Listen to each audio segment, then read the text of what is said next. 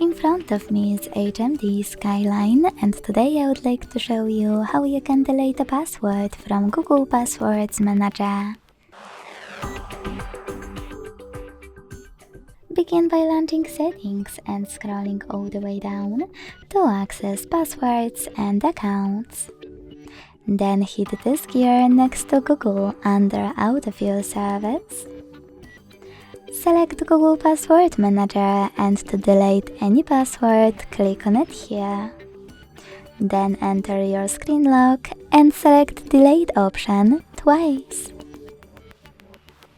Thanks so much for watching. If you enjoyed this video, leave a like, comment and subscribe. Bye!